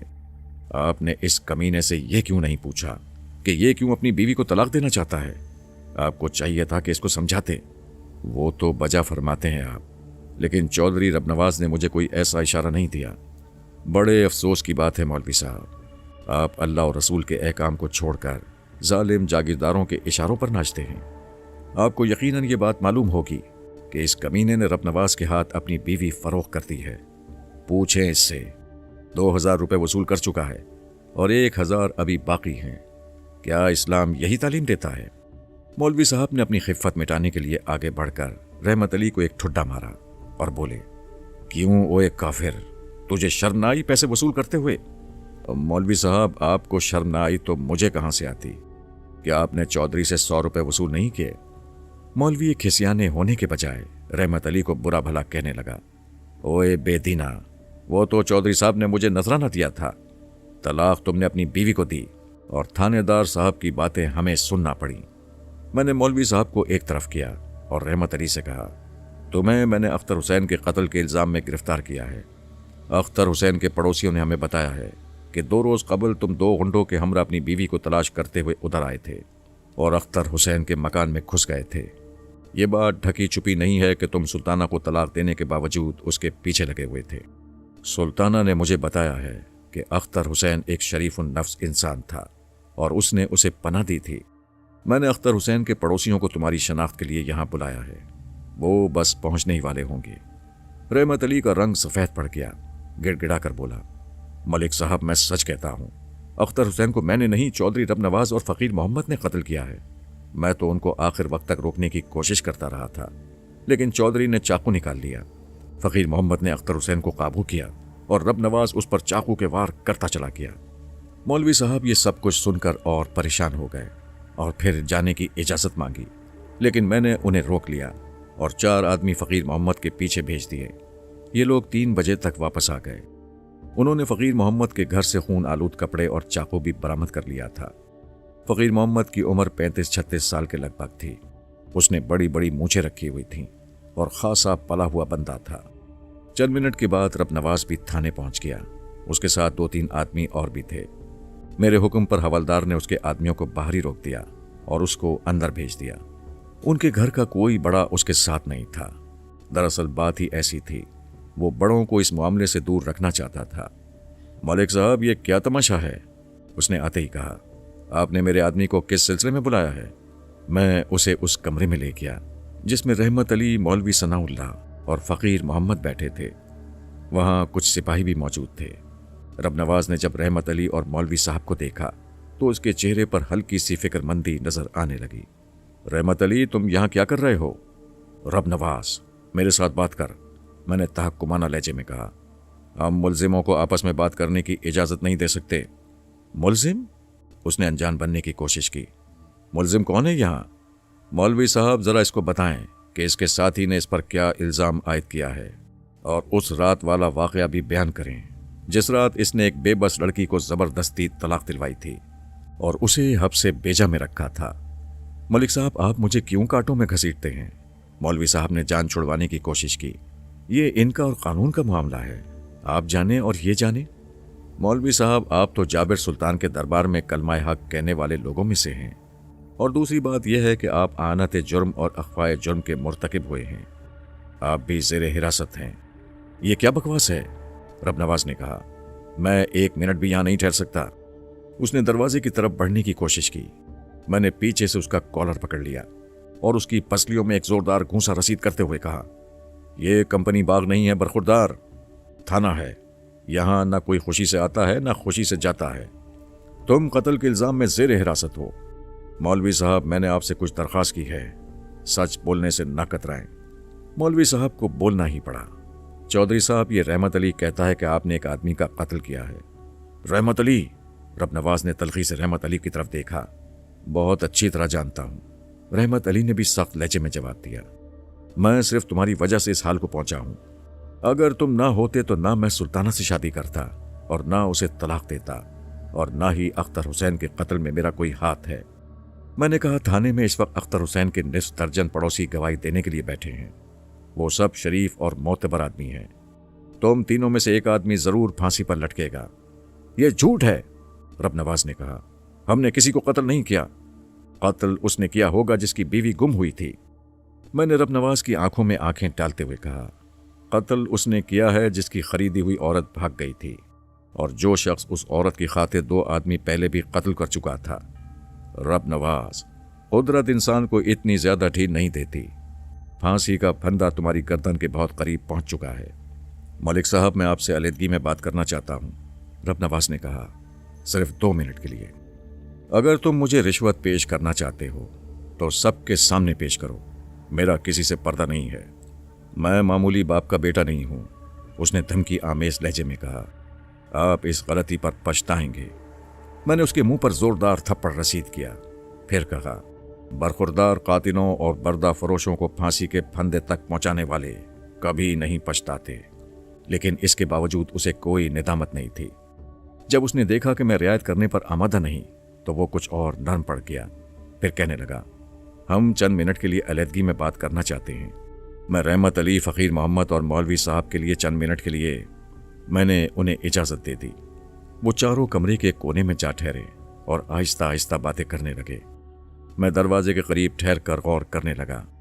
رفتہ رفتہ ان کی باتوں میں تیزی آتی جا رہی تھی۔ ایک آدھ جملہ میرے کانوں میں بھی پڑ جاتا تھا۔ رب نواز، فقیر محمد اور مولوی صاحب ایک طرف تھے اور رحمت علی ایک طرف۔ میں نے اندازہ لگایا کہ وہ رحمت علی کو قربانی کا بکرا بننے کا مشورہ دے رہے تھے اور یہ یقین دلانے کی کوشش کر رہے تھے کہ وہ اسے بچا لیں گے، لیکن رحمت علی قتل کا الزام اپنے سر لینے کے لیے تیار نہیں تھا۔ جب اس نے 2 ٹوک جواب دے دیا تو رب نواز نے دوسرا حربہ اختیار کیا۔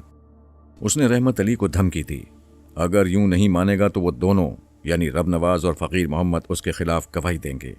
یہ بات مجھے بعد میں معلوم ہوئی تھی۔ بات چیت میں آہستہ آہستہ گرمی آتی چلی گئی۔ کمرے کی دیوار کے ساتھ کسی سپاہی کی رائفل رکھی تھی۔ رحمت علی اچانک اٹھا اور بے قابو ہو گیا۔ اس نے تیزی سے رائفل اٹھائی اور اس کا کندہ پوری قوت کے ساتھ رب نواز کے سر پر دے مارا۔ رب نواز کا سر پھٹ گیا اور وہ کٹے ہوئے درخت کی طرح فرش پر گر گیا۔ وار مہلک ثابت ہوا۔ رب نواز نے ہسپتال پہنچنے سے پہلے ہی دم توڑ دیا۔ میں نے رحمت علی اور فقیر محمد کو قتل کے جرم میں حوالات میں بند کر دیا۔ قدرت نے ہمارا کام آسان کر دیا تھا۔